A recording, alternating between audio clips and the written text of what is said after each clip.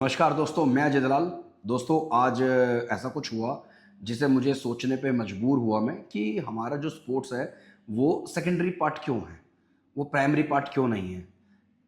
सबसे बड़ा रीज़न पता क्या है कि स्पोर्ट्स में जो रूल्स एंड रेगुलेशंस बना रहे हैं स्पोर्ट्स के लेकर, स्पोर्ट्स में जो रूल्स बना रहे हैं, ये कैसे होगा, क्या करना है, कैसे खेलना है या कैसे करना है, बेस लेवल पे, ज़ीरो लेवल पे जो मैं बात करता हूँ, जहाँ से हम नर्सरी लेवल बोलते हैं, वहाँ पर रूल एंड रेगुलेशन ही ऐसे लोग बना रहे हैं जिनका खुद स्पोर्ट्स से कोई मतलब ही नहीं है।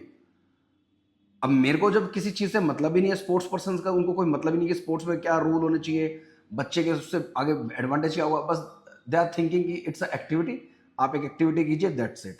बट ऐसे नहीं होता। स्पोर्ट्स एक स्पोर्ट्स जो है द वे ऑफ लाइफ है, आप एक जीने का तरीका है, आपकी सबसे मेन प्रायोरिटी है। जब बच्चा जन्म लेता है तो हम सबसे पहले उसके जो इंडियन मेंटेलिटी है, जेंडर के बाद अगर हम कुछ चीज़ चेक करते हैं तो उसके हाथ पैर चेक करते हैं कि बच्चे के हाथ पैर सब ठीक है कि नहीं है, दोनों आंखें सही हैं कि नहीं है, कान वान नाक बच्चे के हाथ पैर ठीक है कि नहीं है।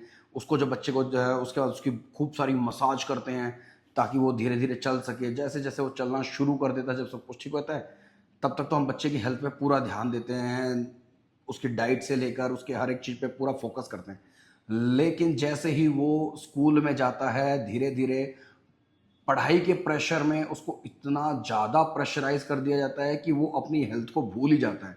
फिर सिर्फ़ एक कहने के लिए हो जाता है कि नहीं, फ़िटनेस बहुत ज़रूरी है, गेम्स बहुत ज़रूरी हैं, ऐसे-ऐसे चीज़ें चलती हैं। लेकिन भैया जब तक उसको प्रायोरिटी नहीं बनाओगे आप हेल्थ को, तब तक कुछ नहीं होगा। और जो रूल एंड रेगुलेशंस बना रहे हैं, जो भी वीडियो अगर कोई देख रहा है कि इसके उसके हाथ में अगर कोई पावर है रूल एंड रेगुलेशन बनाने की, तो प्लीज़ एक स्पोर्ट्स पर्सन को सोच के, एक एथलीट को सोच के ही कोई रूल एंड रेगुलेशन बनाया जाए। आप सिर्फ थ्योरिकल चीज़ें ना देखें, प्रैक्टिकली चीज़ें देखिए कि प्रैक्टिकली कैसे पॉसिबल है। थ्योरिकल और practical they both are different things. उसी चीज़ को समझ के ही हम आगे बढ़ सकते हैं, तभी हम आगे कामयाब हो सकते हैं।